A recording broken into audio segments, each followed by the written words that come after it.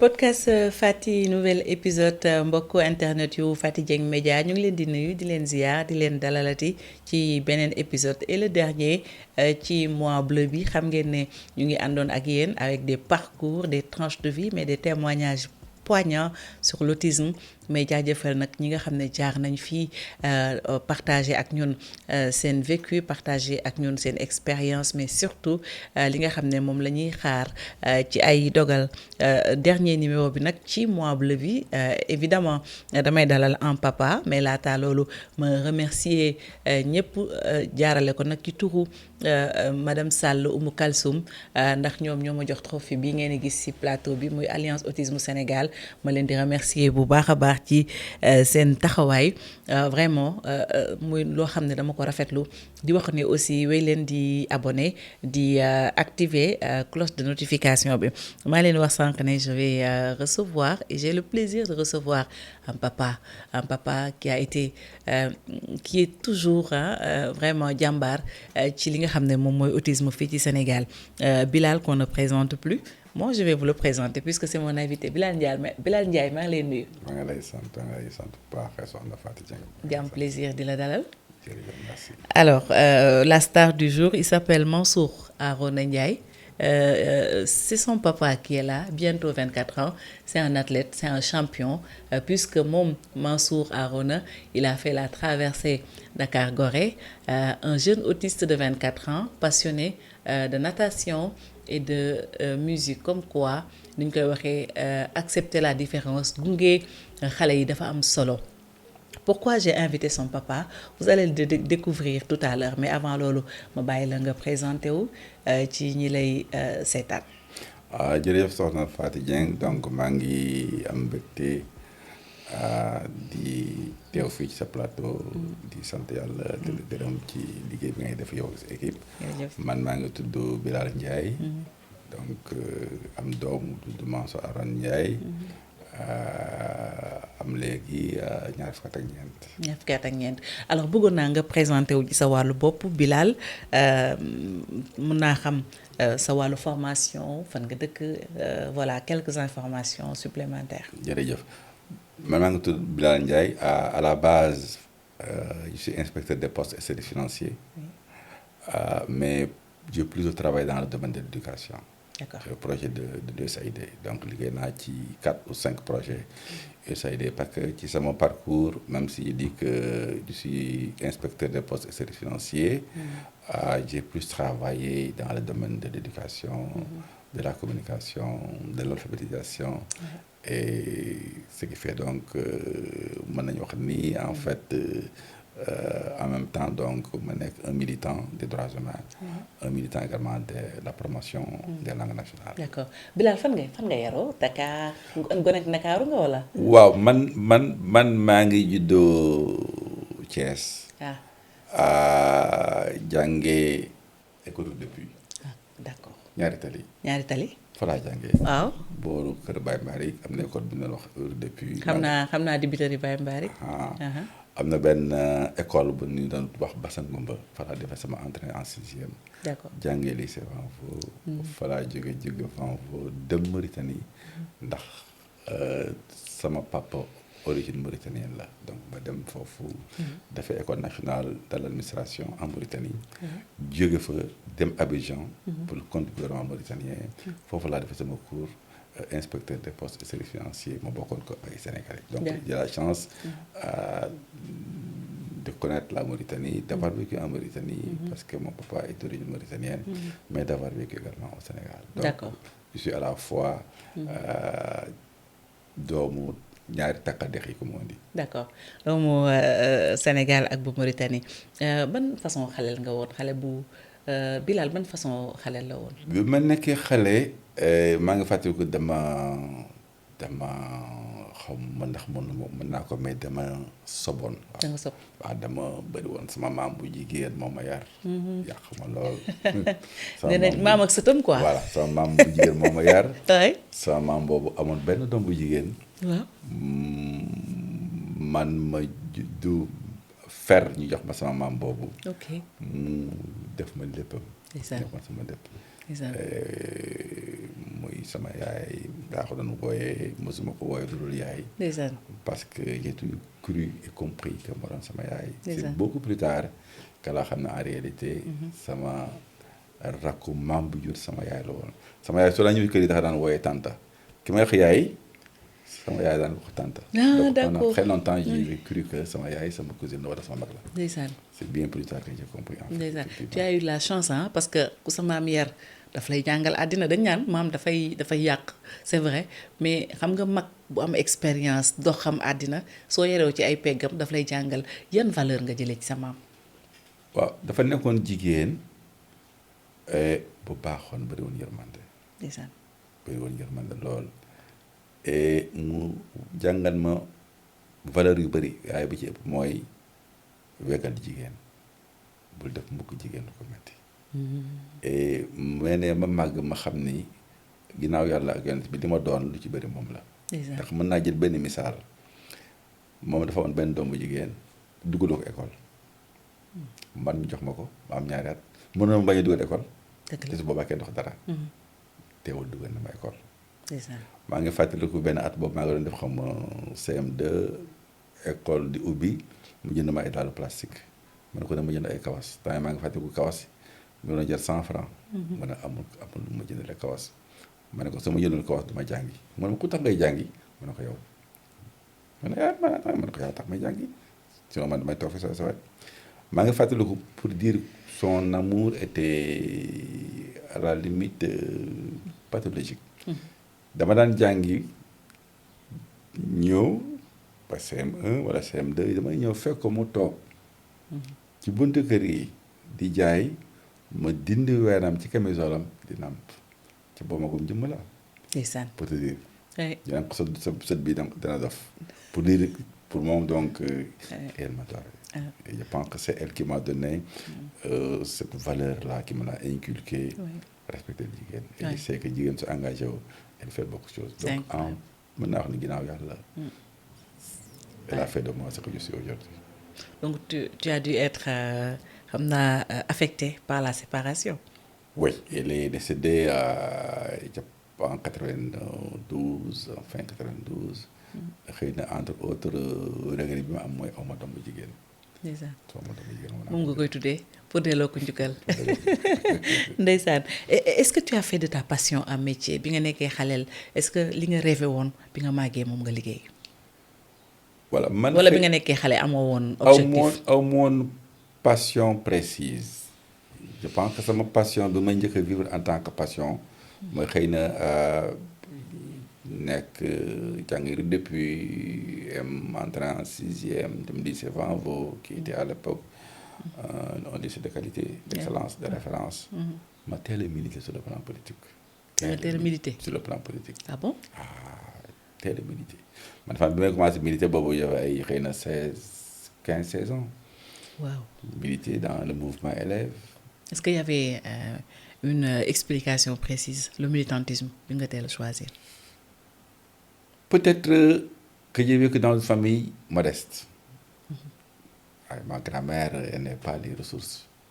Donc c'est une famille modeste, digne mais modeste. xëy na loolu moo tax sama xol teel a tooy ci yenn ci affaire injustice affaire justice affaire sécurité donc ma nekk jeune bon comme xëy na période boobu on militait plus tôt donc voilà maam samay grand yoo xam ne ñoo bokkoon lycée Vanvo donc ñu encadré ñu. donc teel ñu dugal ci politique teel ñu xëy ci politique. ce qui fait donc j'ai pas eu de jeunesse classique quoi. parce que 15 ans 16 ans soo commencé militer yu bëri doo ko. d'accord doo ko tal. ok voilà je pense que cette parenthèse elle est importante puisque dina permettre ñi ñuy seetaan ñu xam à peu près wala boog am une petite idée de qui est Bilal. Maintenant on va parler de notre champion Mansour Arona. À quel moment de votre vie la gane jamono kañ la juddu ban bi muy juddu si ban étape la fekkoon ci sa àddina. Mansour mu ngi juddu 2002. en 2002 boobu maa ngi liggéey benn ONG bu ñuy wax Tossan boo xam ne benn jigéen nga xam moo di Melching moo ko dirigé j'étais le directeur de programme donc on est en 2002 Mansour juddu mon épouse Adji Fatou à l'époque elle était encore ici aux Nations Unies demagul woon à l'international elle était à ONU Femmes donc on était un couple relativement jeune donc ci conditions yi la Mansour juddoo donc on était un jeune couple. Pas de problème précis. Mais voilà Mansour ci conditions yi la juddoo quoi. En fait maa ngi Thiès. te ONG boobu dans ay siège mi ngi Thiès maa ngi woon Thiès mon épouse était à Dakar et donc Mansour ci conditions yi la juddoo. D'accord mu judd ci conditions yi vraiment tout va bien tout se passe bien à sa naissance. Oui, et il n'y a pas eu de problème précis. Vraiment, amul dara lu ñu c'est vrai qu'il était né par césarienne, ce qui n'était pas une nouveauté pour sa maman, parce que Alassane, il est né par césarienne. Donc, Alassane moom mooy magam. Mansour c'est le second. Mansour c'est le second. Donc, Mansour juddoo Dakar, il n'y avait pas de problème, rien de spécial au départ. Il a fallu peut-être même 2 ans, 3 ans, 2 ans, on a commencé à remarquer certaines choses. Qu'est-ce que vous avez remarqué à 2 ans? À 2 ans, on avait remarqué que Mansour avait des réactions décalées. Madame, si soo ko wooyee ne ko Mansour, il met du temps pour réagir. ñu yaakaaroon na xëy na dafa tax. Bon, c'est vrai qu'il était hyper actif à 2 ans déjà, il était hyper actif. Qu'est-ce que tu appelles hyperactif? Tëb daal mën na il était increvable. mën na ñëw waaw du sonn. Mais loolu attiré wuloon suñu attention en fait de façon particulière quoi mais li gën a attiré suñu attention mooy bi ne ba gis ni Mansour soo ko ne Mansour ñu yaakaar dafa tax. loolu moo njëkk a alerté donc yaakaar naa dafa tax. bi gisee loolu bi ñu ko seetloo ñu gis ñu consulté benn docteur Malick Diop ORL mu defal ko des tests basiques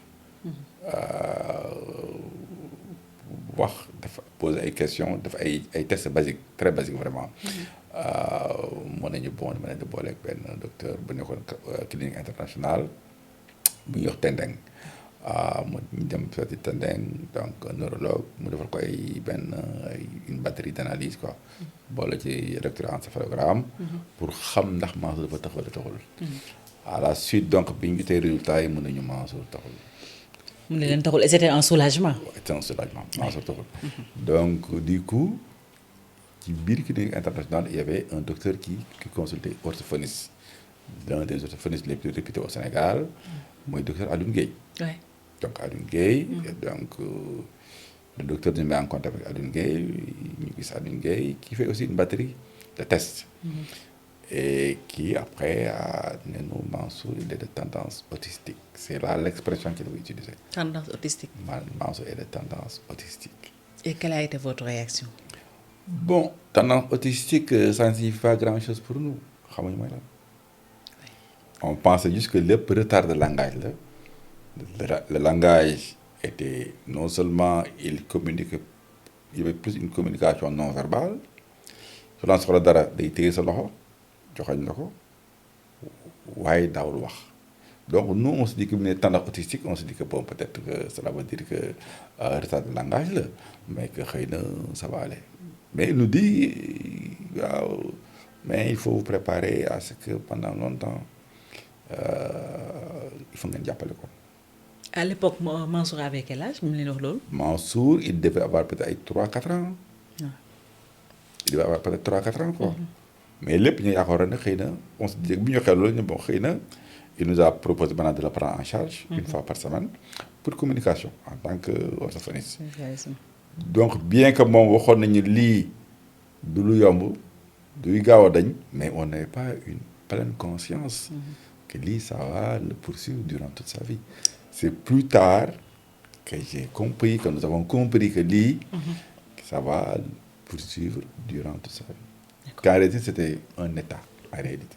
de lu ñuy faj mu wër du mbiru rab mais loo xam ni il faut ñu nangu ni lii ko dal que Mansour était en un monde différent wute nag yeneen xale yi.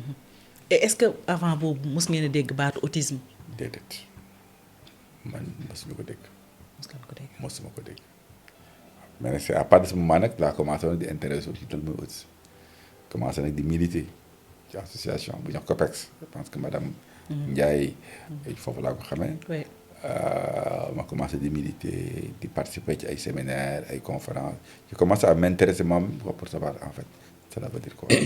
Et donc depuis lors j'ai pas cessé de m'intéresser à la chose ma dugg COPEX ma xam aussi que bi ma comprendre que lii c'est un état et que Mansour a besoin d'être accompagné durant toute sa vie.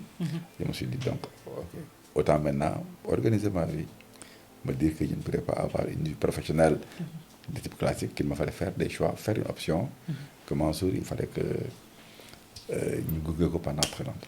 Voilà, un peu pris de conscience, il faut le tembler, mais pour dire vrai, il a fallu que nous toquions et nous devons comprendre quoi, l'ampleur du phénomène, également l'ampleur de la tâche oui qui nous attendait. oui sànq da nga wax benn baat da nga ni il a fallu nga réorganiser sa vie est-ce que tu peux nous expliquer parce que dafa la fekkoon quand même nga nekk ci sa carrière votre épouse aussi nekkoon ci carrière am nekk voilà di liggéey mais bi diagnostic bi daanoo da nga réorganiser ci naka.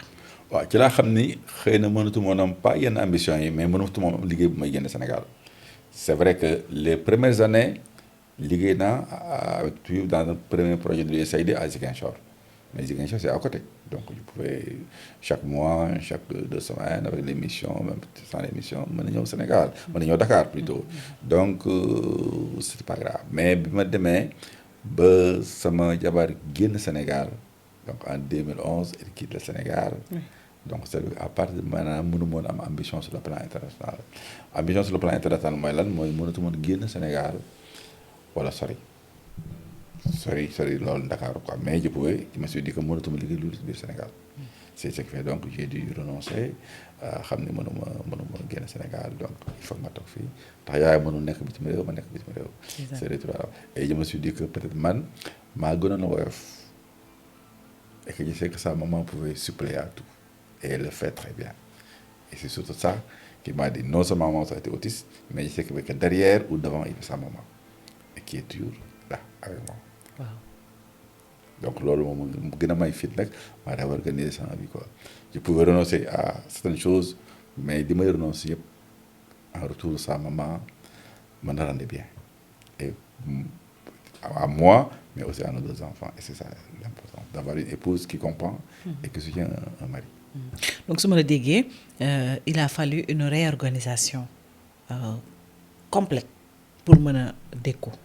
waaw parce que soo menee doom bu mel noonu foo koy bàyyeel mën na ko bàyyee rak wala mag wala jàmbur j'ai compris et nous avons compris qu'il fallait une présence soit c'est la maman ou bien le papa et la personne la plus disponible à ce moment-là man la woon ma renoncer moo ko doon yomb bien que ça peut être un choix très difficile quoi lorsqu'on sait qu'on est dans une famille africaine sénégalaise que c'est l'époux qui doit pourvoir maintenant que l'époux accepte de s'effacer au profit de sa femme c'est pas évident. Oui. C'est un sacrifice. Oui. Foofu laa bëggoon ñëw est-ce que amuloo ci woon peut-être parfois des commentaires désobligeants en tant que papa nga jël sa mission en main ce que je trouve d'ailleurs normal mais ñu may gis ñëpp dans le front les mamans dañ naan la les papas sont aux abonnés absents toi c'est le contraire. waaw et c'est vrai que li ci ëpp soo xoolee même dans les mouvements activités yeeg actions yi engagement yi c'est plutôt les femmes qui s'engagent les papas s'engagent très peu les papas s'engagent très peu mais comme je l'ai dit c'est vrai on a dû penser que j'ai dû renoncer à pas mal de choses j'ai dû accepter d'être au second plan d'être dans l'ombre laisser l'épouse être sous les projecteurs mais c'est un choix parce que dama xool lan moo gën ci man mais surtout lan moo gën ci Mansour da nga xool lan moo gën ci l'intérêt supérieur de Mansour c'est quoi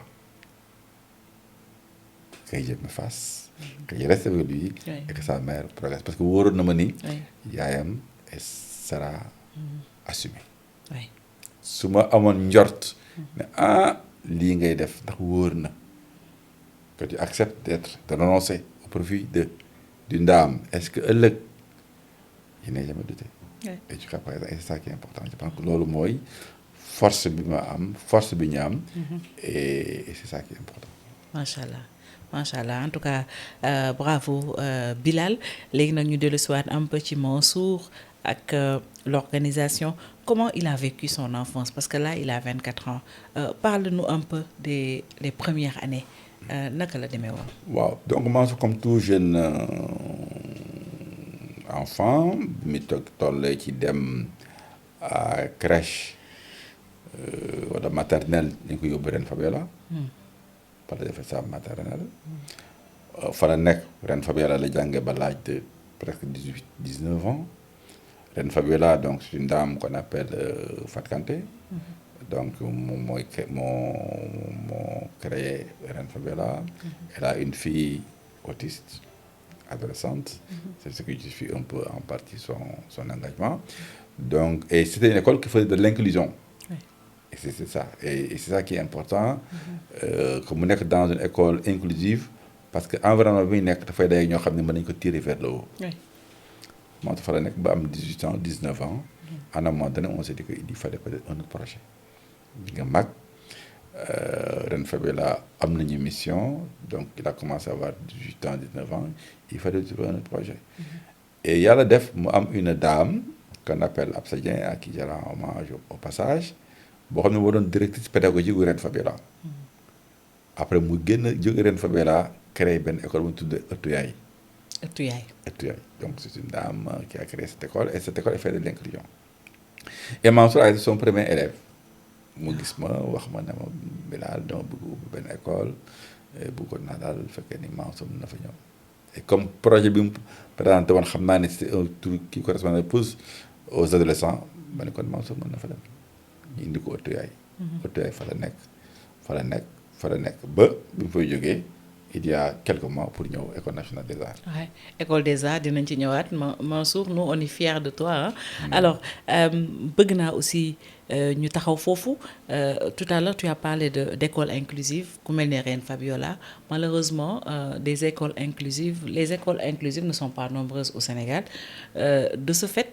Parents yu bëri seen doom boo amee autisme duñu xam sax fan lañ ko yóbbu premièrement deuxièmement y en a qui ñu yóbbu seen doom dans les écoles mais les encadreurs ne sont pas préparés pour dire vrai que bu ñu mën a yenn classes yi duñu mën a jàppale xale yi mu mel ni côté boobu aussi yaa am na fu ñu war a jooyanti bu baax. loolu dëgg la mais soo ko xoolee jàngalekat yi. encadrés quelle que soit leur bonne volonté ak seen engagement ils n'ont pas le profil. parce que ci programme de formation yi la man dama yaakaar ni il faut comme ils sont en train de faire il faut refonder les programmes. C'est vrai actuellement on parle de société éducative le ministre Guirassy en parle beaucoup. Dans un premier temps on parlait de communauté éducative. Maintenant on parle de société éducative. Donc ils sont en train de retravailler de refonder des programmes au Sénégal. Exact. Et dañuy war a dugal ci curriculum de formation enseignants yi la prise en charge des enfants différents. Donc une pédagogie différenciée. ku maanaam jàngalekat yi. à la base seen formation initiale ñu dugal ci loolu. Exact. Sinon dafa ma ay recyclage ay formation yu ndaw non pour régler fondamentalement le problème. C'est que dans des programmes de formation. Au niveau des centres régionaux de formation des personnels d'éducation. il faut ñu dugal ci loolu prise en charge xale yooyu. Exactement. J'ai posé la question parce que damay faral di dégg ay yenn parents dañ ñaan la seen doom bu ñu ko yóbbu chaque jour ñu woo leen école votre fils a fait ceci votre fils a fait cela parce que ce sont des encadreurs des professeurs qui ne sont pas préparés surtout côté maternel déjà duñu mën a sax jàppale xale bi ci classe bi ça pose problème dañ ñaan lay perturbe les autres alors que peut-être su amoon yenn formation yi ak yenn encadrement yi dina mën a xam quelle attitude prendre face à la situation. Absolument loolu dëgg la ñoom si j'avais le bon profil si j'avais été préparé au plan pédagogique njàngal leen teg déjà ñu xam xale yooyu ñooy ñan ba pare. C'est ça. parce que pour nga jàppale xale bu autiste même xale bu autiste il faut nga xam mooy lan ce qui fait que même au niveau formation classique bi il y a la psychologie de l'enfant dañ koy jàngal enseignant yi. tu vois donc mais ñii il faut ñu xam leen xale yi nan nañu mel ci comme spectre la. ni ñuy réagir du mel mën nga am sa classe ñeent juróomi autistes yoo xam ne ku nekk ak sa façon. ku nekk ak sa attitude. Exactement. ñii dañuy yuuxu ñii ils sont propres ñii ils perturbent ñii ils ne parlent pas ñii ils ont un mën nañu am un appétit d'ogre ñii mën nañu bañ a lekk dara ñii mën nañu taamu def nii ñii c'est-à-dire que c'est extrêmement difficile en réalité. pour nga ce qui fait au moins mais quand même am na des trucs de base. oui il y a des fondamentaux yoo xam ni. war nañ ko mën a wax jàngalekat yi. exactement parce que foofu la àddina toll. foofu la àddina toll bëggoon naa avant ñuy continuer discussion bi partage sa expérience comment tu as vécu les 10 premières années de Mansour diagnostic bi ñëw na comment tu as vécu l'autisme parce qu'il y a beaucoup de parents yoo xam ne quand même acceptation c'était problématique c'était compliqué personnellement sur le plan mental comment tu as vécu tout ça. pour dire je ne sais pas peut-être pas que je montre un passé militant donc pour moi je ne pense même pas avoir fait un effort particulier pour Mansour je l'ai considéré comme un enfant à la limite normale. Oui. C'est vrai il était hyperactif il y avait des stéréotypes yombul woon. Mansour su defee ak yow 30 minutes il t'épuise parce qu'il était débordant d'énergie. Et je me rappelle bi ma may peut-être 3 ans ci la loxo bi damm. Un dimanche nuit mu jóge ci kaw lal bi mu tëb loxo bi damm il avait à peine 2 ans 3 ans tout ça c'est l'hyperactivité donc pour dire que et c'était très difficile donc un dimanche ci guddi Mansour tëb il fallait aux urgences. Ah oui. c'était très compliqué. Mais quand même il nous a procuré man ak yaayam beaucoup de plaisir donc moi je ne retiens pas les contraintes pas les difficultés. Mais je retiens le fait d'avoir un enfant que je vois grandir. Que j'aime beaucoup et qui me le donne en retour quoi parce que ñoom comme ils disent ce sont des enfants qui lisent et qui comprennent avec le cœur. Et ce qui fait que donc j'ai pas pour man à la limite Mansour était normal. Oui et amuloo expérience par rapport au regard de la société. Oui mais j'avais à raison à tort. Je ne sais pas s'il avait bien fait mais chaque fois li ma njëkk a def mooy le protéger fu may dem dama ko yóbbu mais dama koy protéger su ma ko yóbbu fu ay nit nekk j'avertis tout le monde que il est différent wala ma neen dafa am problème. Tu disais doo leen xaar ñu wax quoi. Parce que après ils vont te dire des choses parfois méchantes. J'anticipe je présente mon fils en quelques mots pour nga comprendre que yi dafa wuuteeg yeneen xale yi. Point. Ça facilite déjà. Ouais. Ça fait que le regard des autres il est moins visible en réalité. Ouais. Il est moins ressenti. Ouais. Donc noonu la ko mos a yore.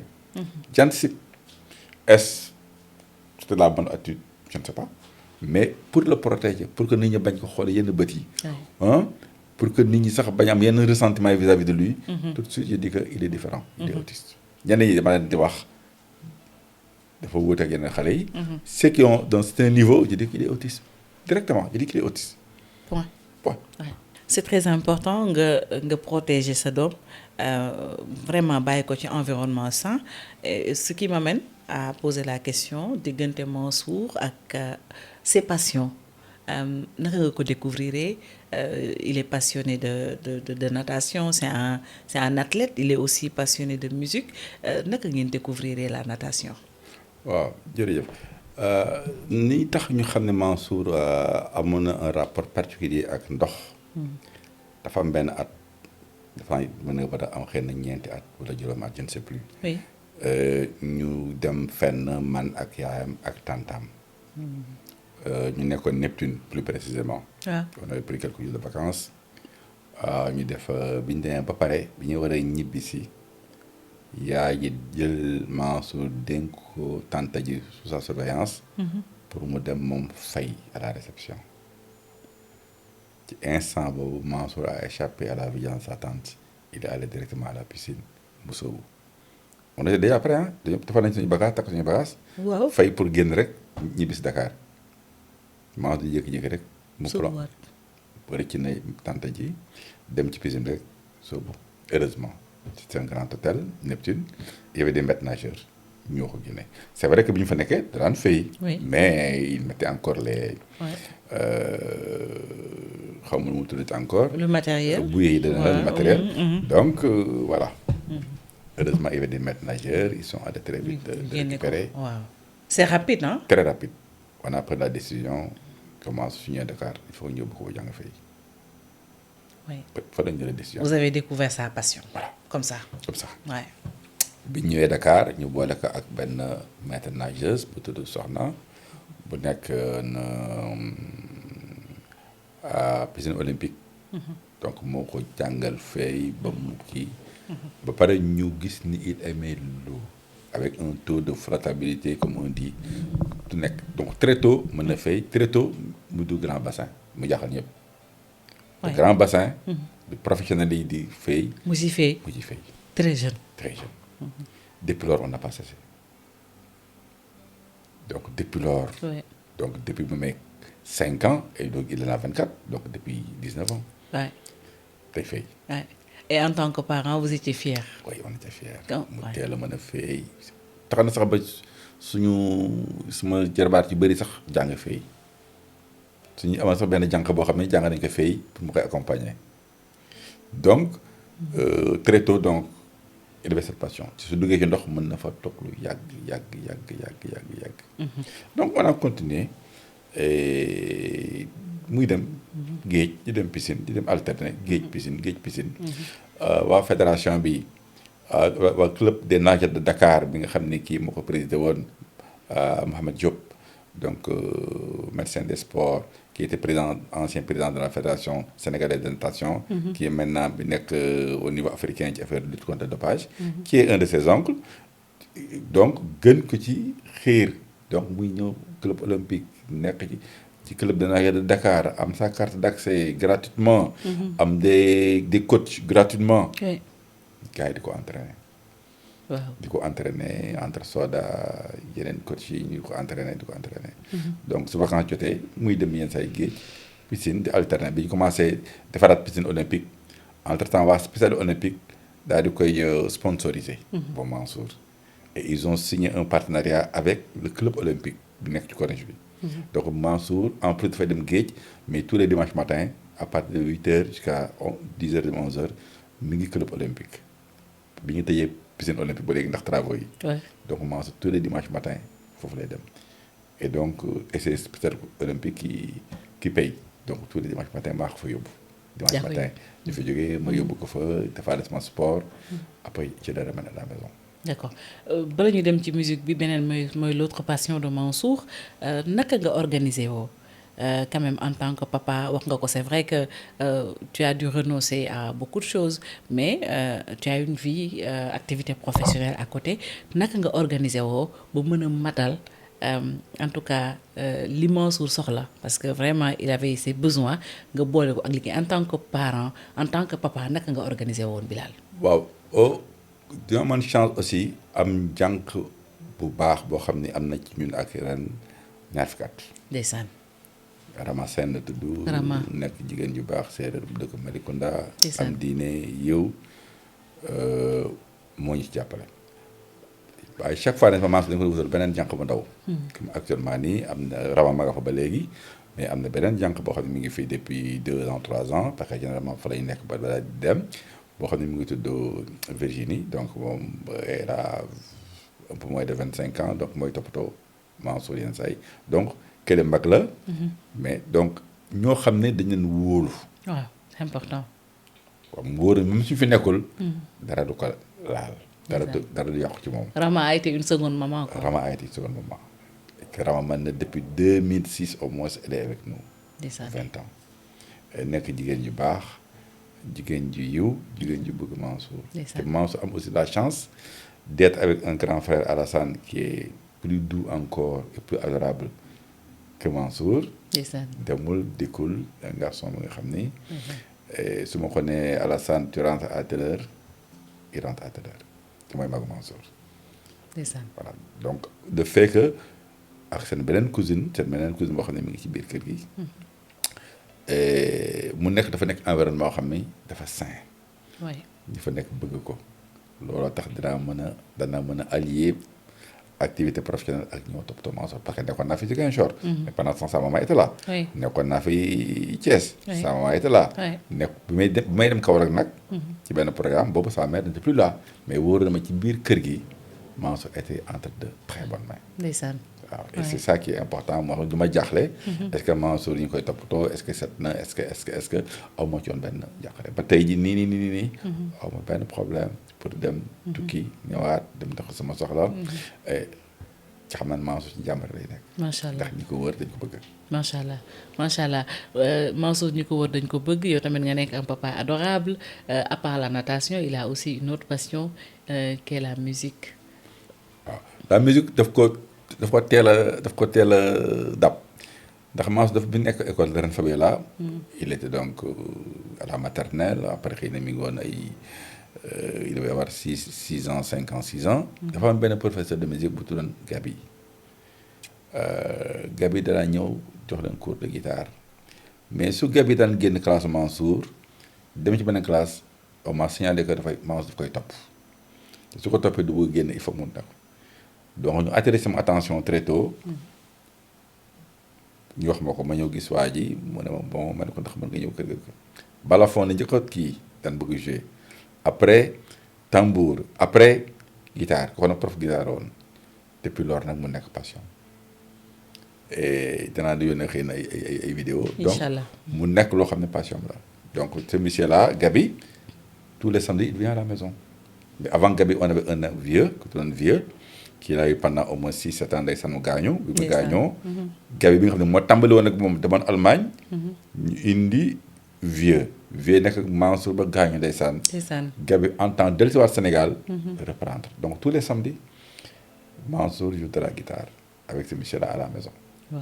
Et donc c'est un cours qui est payant il le prend en charge donc gis nañ ni natation am na fu mu jaar guitare bi dafa nekk loo xam ne étant tout jeune et ça également bokk na ci thérapie autisme en réalité turandoom ki naan Mansour il m'avait toujours dit très tôt musique dina war a baax ci Mansour ma ne ko mënoo musique dina war a baax ci Mansour koo xam ni un homme de Dieu mënoo musique mi jàngal muy kii dina war a baax ci Mansour donc c'est sa passion donc il est ce qui fait déjà bi muy ñëw école des arts déjà il avait cette passion là pour la musique. Macha allah. Et jusqu'à présent tous les samedis Gabi day ñëw kër ga samedi matin ñu jouer pendant 1 heure de temps mu daal dem.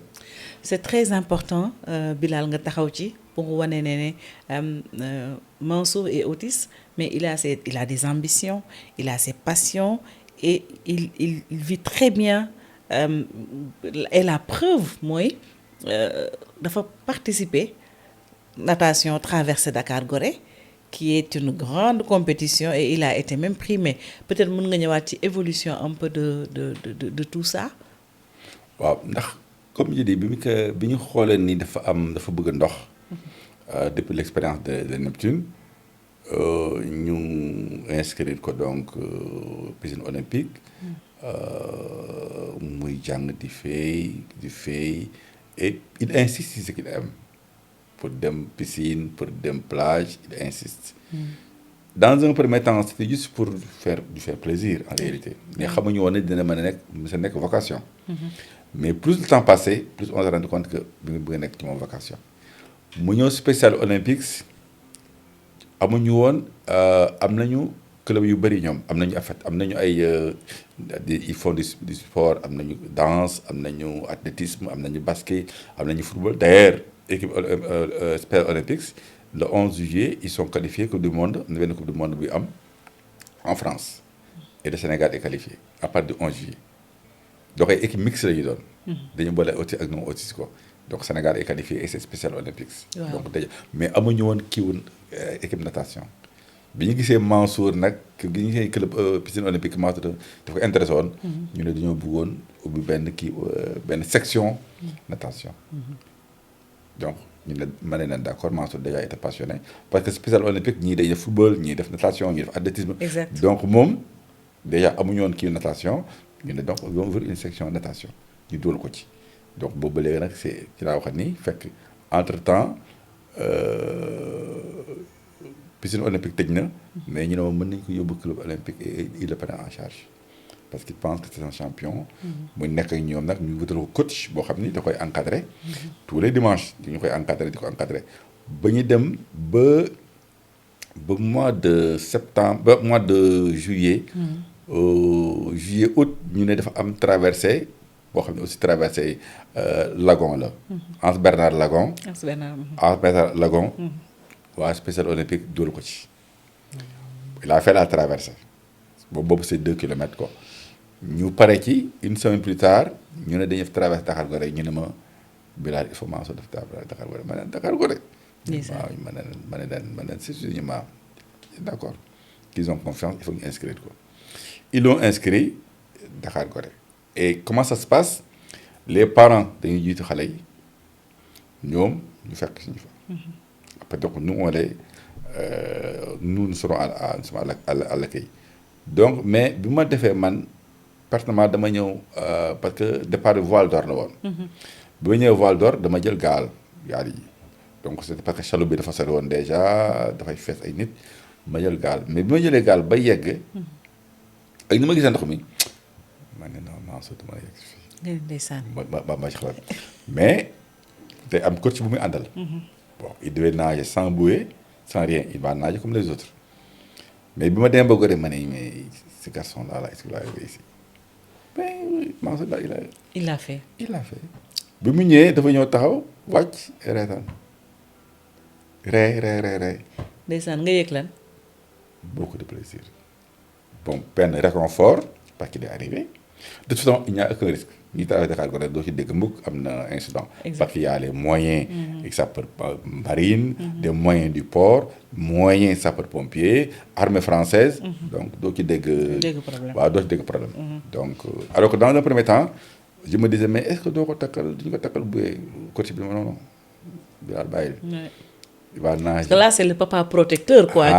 qui s'inquiète. qui s'inquiète. ndeysaan mu ñëw yegg si pas de problème il a fait la traversée il est arrivé donc ñu teg ci quelques jours waa spécial olympique boobu ma ne ma bon dañ dafa am ñuy primé parce que ñu bëri leen primé et puis donc catégorie yu bëri beneen catégorie nag boobu handicap ñu ne bon dañu primé Mansour ils m'ont appelé donc ils nous sont invités à l'ambassade des Pays-Bas ils l'ont primé et à partir de ce moment beneen étape bu bees.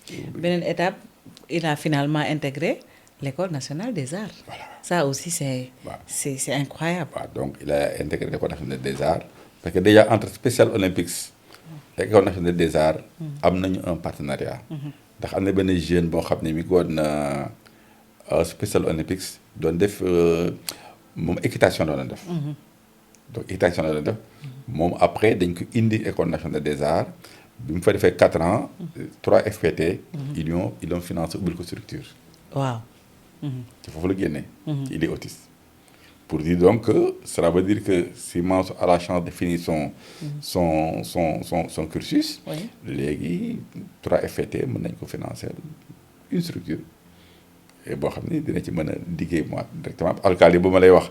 xale boobu léegi ubbil nañ jàpp nañ ko ba mu ubbi structure am il fait dans l'infographie ak yu mel noonu. ba pare am na ku mu recruter une autre fille boo xam ni elle est autiste photographe recruter nañ ko donc pour dire que c'est avec alors que pendant longtemps je me disais mais quel serait le projet parce que bi ñu fay ren fa bi mu defee étudiant ay at dañu war a wutal un stage. dans son hôtel dans un grand restaurant mais ça a tout été difficile. Ça a été difficile de trouver un stage. on n'a pas pu trouver un. on n'a pas pu. bien que nag am na yenn hôtel yoo xam ni daan nañ jël ku ci mel ni la Fourchette yëg naa la Fourchette daan na jël xale yu mel noonu mais il n'y a pas encore cette sensibilité. oui. à l'intégration des enfants autistes. Pourtant mën nañ jël benn restaurant nga jël ils sont propres ils peuvent servir dans beaucoup de domaines dans beaucoup de secteurs. mën nañ débarrasser mën nañ def nii mën nañ servir mais il n'y a pas encore cette masse critique. nit ñi xamuñu ñemewuñu leen peut-être. ce qui fait que donc je me suis toujours inquiété quoi mais c'est vrai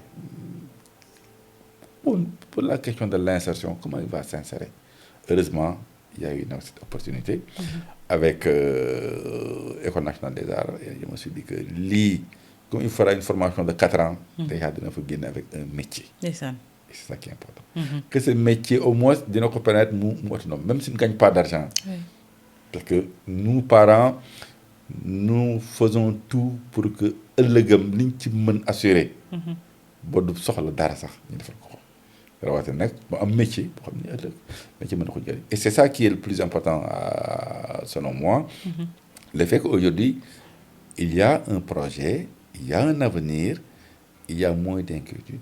Plus pour pas sa réussite professionnelle, mais plus def lu ko neex parce que li muy nar a def ëllëg dina ko neex.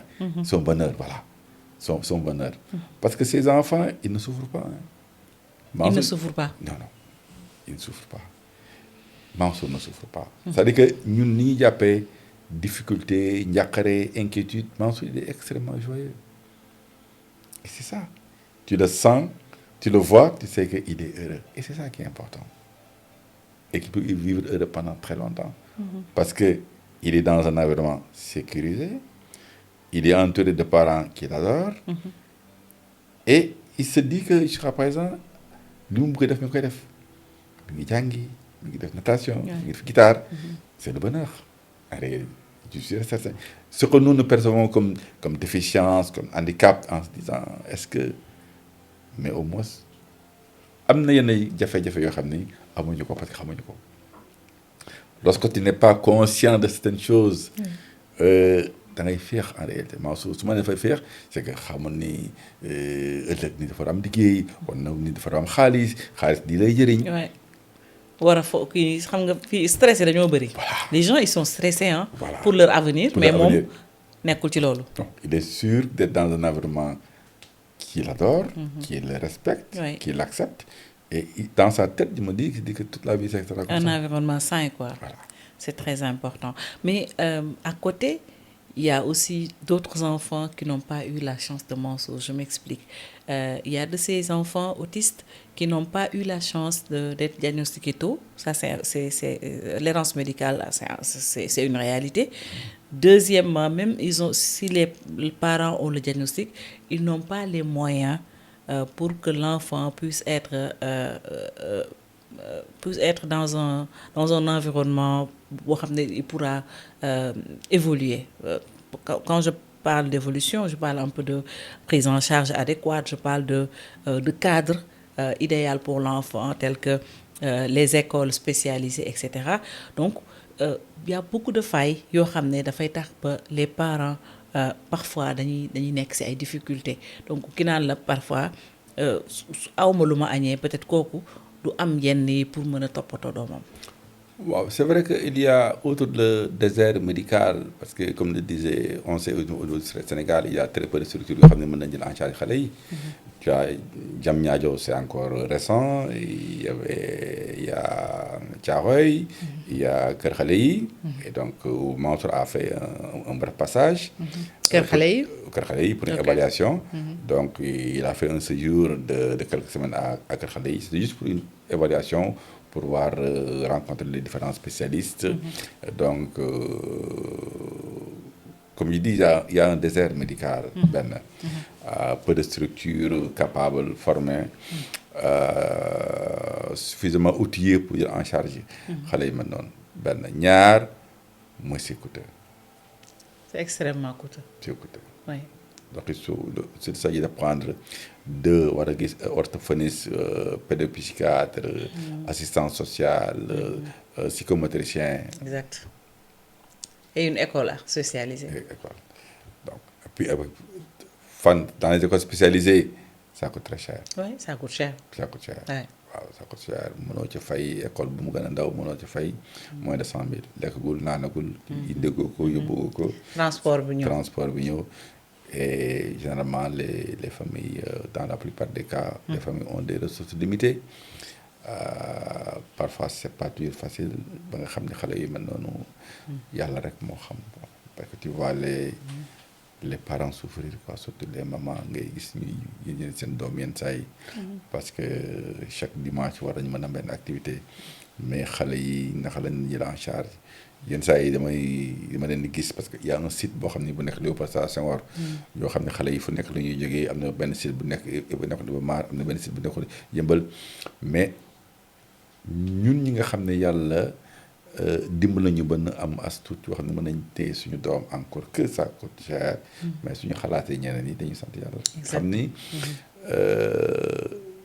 les défis sont énormes les tâches sont énormes et ça sera très difficile et c'est déjà très difficile pour les parents yi nga xam ne am nañ ci benn rawatina ak soo ci amee ñaar wala ñett ouais. Et que faut-il faire selon vous pour situation bi quand même pour renverser la tendance parce que sànq yaa ngi koy wax nga ni déjà au-delà même ci li ngeen def yëpp Mansour pour mu trouver un stage c'est difficile dans les pays développés on t'impose même à embaucher liggéey dans les structures tu as un quota boo xam ne da nga leen di jël ils sont diplômés ils sont comme les autres ils doivent avoir leur chance et cetera mais fii lan moo nar a nekk solution bi avant peut-être may ñëw ci Mansour mais de façon générale de manière générale parce que xale yooyu ci société bi lañ bokk ils sont comme les autres enfants même si am na différence et ils doivent avoir leur place la place qu'ils méritent que faut-il faire de la part des autorités pour que ces enfants soient pris en charge.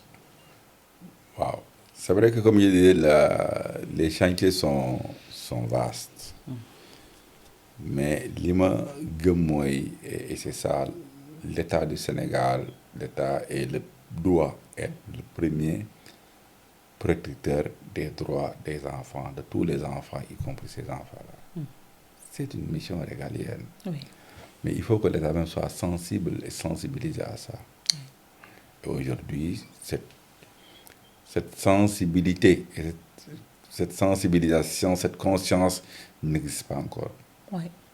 Il n'y a pas une politique claire, des stratégies claires en direction de ce phénomène. Commencez par reconnaître l'autisme comme étant un problème pas de santé publique, mais un problème qui est là, qui est à la fois, qui touche à la fois la santé, l'éducation, la jeunesse, les sports, l'économie, la solidarité.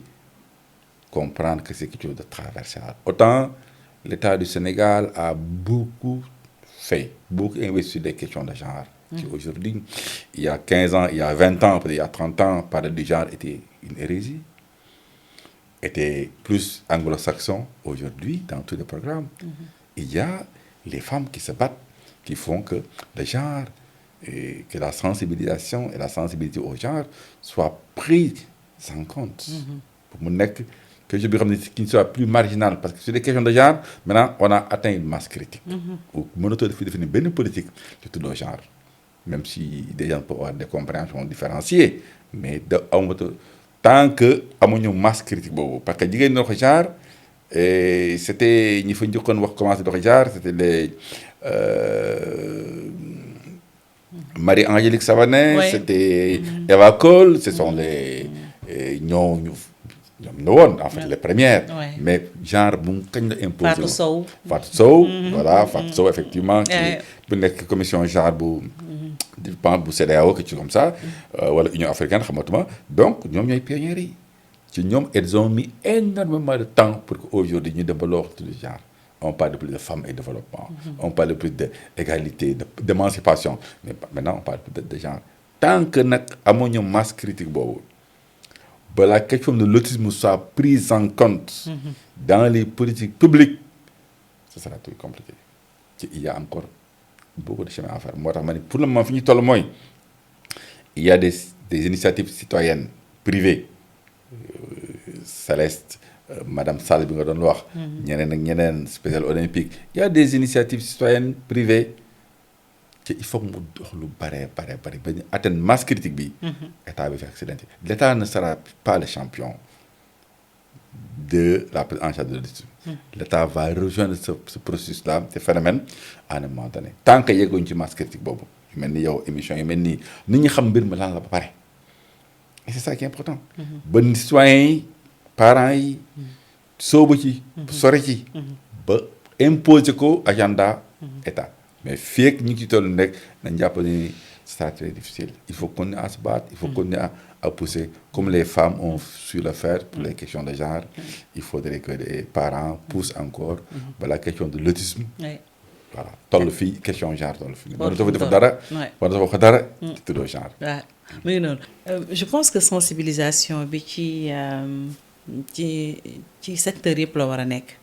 Que ça soit même au sein des familles aussi, des quartiers, des sociétés, c'est-à-dire ba gën a yéeg ci kaw parce que autisme jusqu'à présent ñi ko xamul ba léegi bari nañ. waaw dëgg la autisme ba léegi malgré parce que jarul ci gën a njëkk. xëy na ça remonte à 20 ans.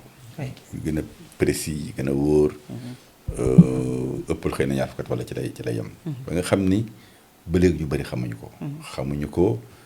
et ci mbir suñ ko xamulee jël ko en charge dafay compliqué. Donc aujourd'hui il faut qu'il y ait une vaste campagne de communication, de mobilisation autour de la question de l'autisme. Il le faut. Et soo gisee correct le 2 avril maa ngi ko doon wax sànq nekk ci journée internationale de l'autisme pas d'activité dans l'agenda de l'État. Donc quelques initiatives privées day tax ñu xam ne li des bari na il faut ñu wax nit ñi il faut ñu sensibiliser nit ñi il faut que nit ñi nag mën a accéder ci yenn médias yi. C'est vrai donc benn interview bu ndaw maa ci sekk effectivement am na lu ndaw loo xam ne defoon nañ ko boo xam ni ça a été important maanaam Mansour bi mu defee traverse Dakar Gorée. La RTS est venue à la maison. Pour un reportage. Pour faire un reportage. Ils l'ont fait dans le journal de 20h en wolof et en français. C'est important ndax ci la boobu ñu bëri wax ak man c'est important. Mais comme je dis mais yu mel ni initiative yi. Il faut en parler. Utiliser différents supports. C'est vrai que même sax le 2 avril créé nañu benn plateforme parce que également initiative privée yi. citoyens yi ñu ngi leen di harmoniser. Le 2 avril. Les gens en ont profité pour lancer une plateforme où toutes les organisations qui se battent autour de la question du handicap, ça va être en charge, de faire une plateforme, de passer des organisations. C'est bon, c'est comme ça que ça va avancer. Nous avons des initiatives citoyennes, nous avons fait mu yëg ci état bi ci man gëm naa ne yi nga état bi su fekkoon ne am na kenn bu nekk dans une position centrale au plus haut niveau jël wax ci benn bis société bi mobilisé wu. dina mobilisé wu. C'est important. dëgg la je suis. La parole d'un président, la parole d'un président de la République, la parole d'un président de l'Assemblée nationale, la parole d'un premier ministre. Oui, pourquoi pas. Pour porter. Exactement. Bon, c'est vrai que keroog bu may déglu madame Sall ci kii mooy def ak yow mi ngi wax ni. waa assemblée assemblée mais il faut ñu gën a pousser. Parce que il faudrait c'est vrai am na benn loi d'orientation sociale. bu ñuy wax ay carte d'égalité des chances pour man des na il faut légiférer.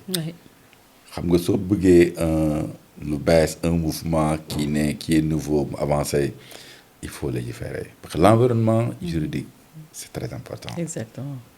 mbir su ma gisee benn question la question du genre la question de l'excision par exemple de mutilation c'est parce qu'il y a une loi qui a été prise sur la question de l'excision bien qu'elle n'a pas été suffisamment vulgarisée mais cet environnement juridique il est important parce que mooy légaliser les actions mooy réglementer donc boo nag ay actions il faut légiférer sur la question de la prise en charge de l'handicap légiférer mooy créer un environnement sécurisé ba pare def ay actions.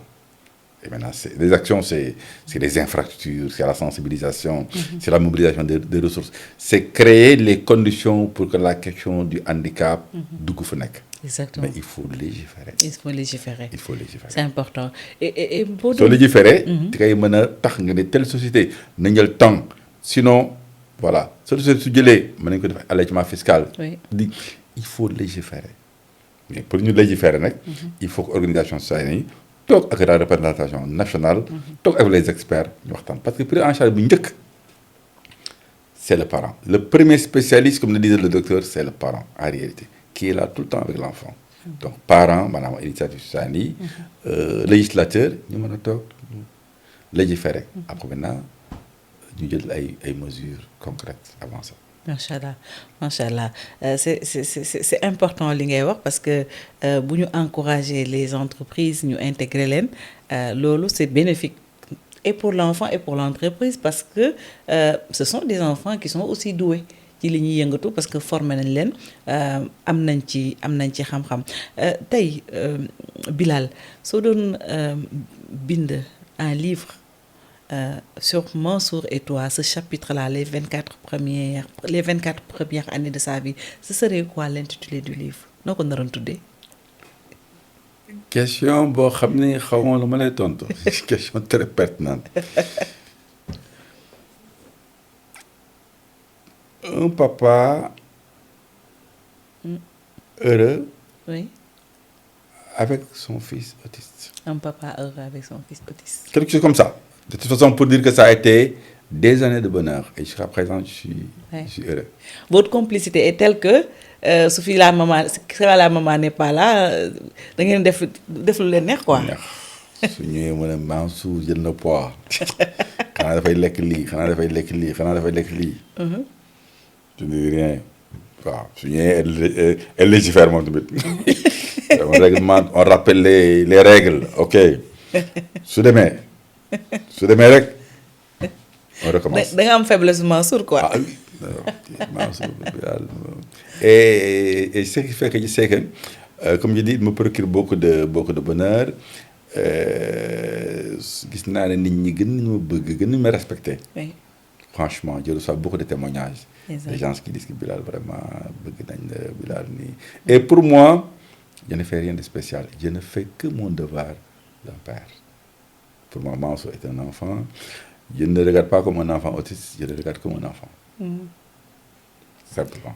Ah, et tu le regardes comme ton enfant. Je le regarde comme mon enfant. et dama may yaakaar ne sax maa ci ëppale ñëpp je me dis que xëy na sax maa ci ëppale yaayam. pour moi intérieurement. C'est comme ça que je le vis que maa ci ëppale ñëpp. Tu veilles sur toi mais il veille sur toi aussi. Absolument. Comme tu veilles sur lui pardon et il veille sur toi. Absolument et je pense que c'est lui qui veille plus sur moi que moi sur lui.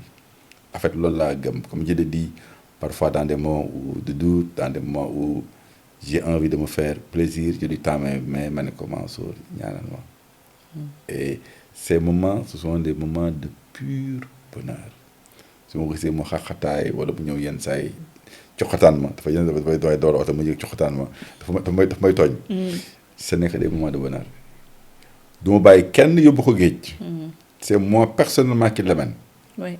am na tâche yoo xam ne du ma ko délégué man maa ko yóbbu géej maa ko yóbbu piscine. je veille sur lui. waaw fu muy mën am na fa mën na fa dem foo xam ne wóor na ma ni demul géej demul piscine. foo xam ne wóor na ma ni il n'y a pas de risque mën naa bàyyi frère am yóbbu ko mën naa bàyyi mu dem feneen. mais am na foo xam su fay dem. wóolu ma ci kenn. sama bopp laa ci wóolu. fii ak maa ngi koy mën. di ko tal. di defaree. da nga koy def et puis on va parler des xam naa foofu la ñuy jeexalee les bienfaits d'une prise en charge précoce. waaw prise en charge précoce li tax mu am njëriñ c'est que ça permet à l'enfant d'être autonome ndax xale bi soo ko yéexee jël en charge wala su prise en charge bi yéexee day am handicap yi day gën a diis et su fekkee dafa gën a diis pour mu autonome day gën a compliqué mais soo ko teelee ràññee teel ci jóg yàlla may la xol bi nga nangu yàlla may la nga am kattanu def dara loolu koy dimbali loolu lay tax moom am na jafe-jafe yoo xam ni dafa yegg wala am na étape yoo xam ni da koy teel a dépassé ça c'est très important c'est pour ça d'ailleurs am na ay organisations yoo xam ne dañu fa ay groupe de parole tey man am naa doom bu am ñaar fukki at ak ñeent su ñu amee benn groupe de parole kii am doom bu am ñaari at kii am doom bu am ñetti at kii am doom bu am fukki at man dina ko mën a fu ma jaar ak sama doom dina ko mën a dimbali moom.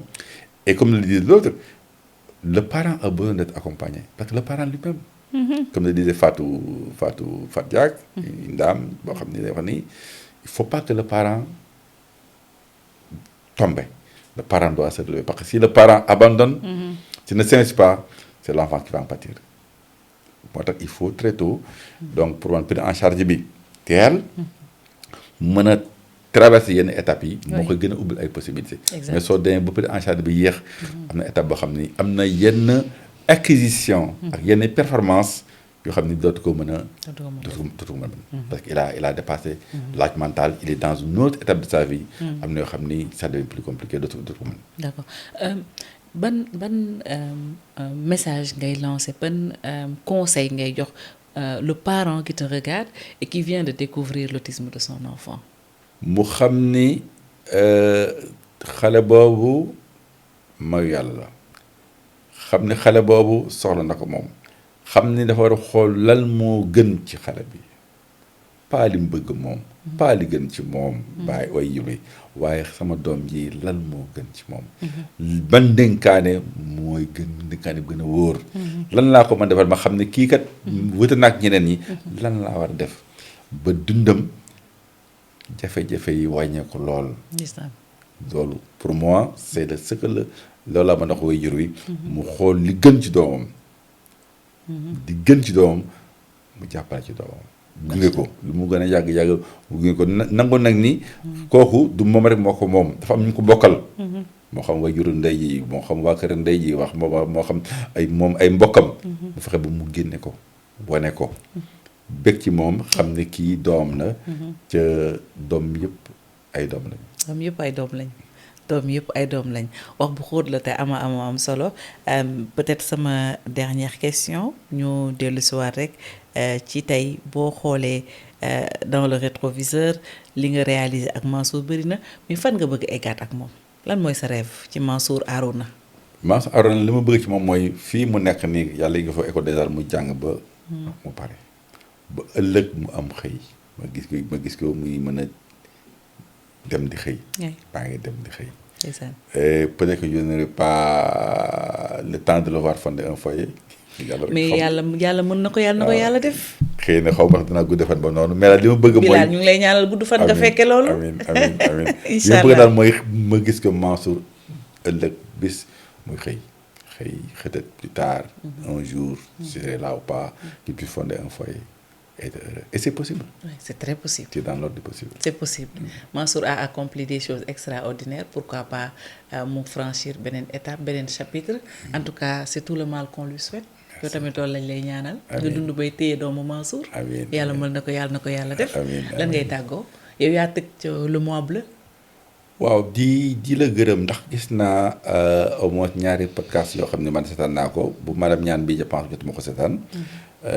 mais di la gërëm di la sant ndax liggéey yu mel nii moo ñu mën a jëmale kanam moo mën a tax ba nit ñi xam lan mooy autisme ba nit ñi mën ci yow nit ñi xam mooy lan ba nit ñi mën a engagé wu ndax initiative yi bu mel nii def naa ni c'est à féliciter franchement maa ngi lay ñaanal yàlla ci jàppale ci sa nisar bi yàlla defal la ci lu weesu sa njort ndax gis naa ñaari podcast yooyu xool naa ko ci pris le soin de voir et c'est très important ça nous dafay wane rek ni que mbir mi ñëpp ci war a jàpp ci jàpp dëgg la jërëjëf yàlla defal jàpp amiin yaa rabbi ñu bokk ko jërëjëf merci beaucoup Bilal la ñu doon dalal Bilal Ndiaye moom c'est le papa de Mansour Arouna Ndiaye mu nekk un jeune autiste de 24 ans bientôt nekk nag athlète mun naa ko wax noonu puisque il a fait la traversée natation Dakar-Gorée il est passionné de musique et puis il est à l'école des arts comme quoi parents yi bu kenn découragé vous avez entendu le témoignage de ce papa et tous ces combats au quotidien au final mu def nag des résultats exceptionnels xale yëpp ñoo mérité une chance xale yëpp ñoo mérité am seen place wax boobu mu wax duma ci tegaat dara doom bu nekk doom nga à l'année prochaine incha allah bu ñu tàmbaliwaatee beneen chapitre sur l'autisme ñu ngi ñaan fii ak boobu ñu am ay avancées significatives encore une fois ba ku ci mel ni Kumbis Daabo nekk fële ci Yëmbal mën a xëy dans un centre comme ni ko ay waajuram di génte centre de formation ngir jàng li mu bëgg muy let à très vite incha allah. yee doo ñaawee doo def lu ñaaw xamoo lu ñaaw doo ñaawee faati doo ñaawee xamoo lu ñaaw doo def lu ñaaw doo ñaawee faati Cerno Abibu lay wax alliance autisme ñoo lay delloo njukkal ñoom yaay xale yi faati alliance autisme Sénégal gi lay delloo njukkal ndax sa mbaax gi mois d'avril beeg ni mu toll nga def ko mois bleu jagleel ko seen njaboot gi Fati Cerno Yenga bi boy sa baay Ablaay Weesek Balla Jaañ Samba Samba Marem Faal doo ñaawe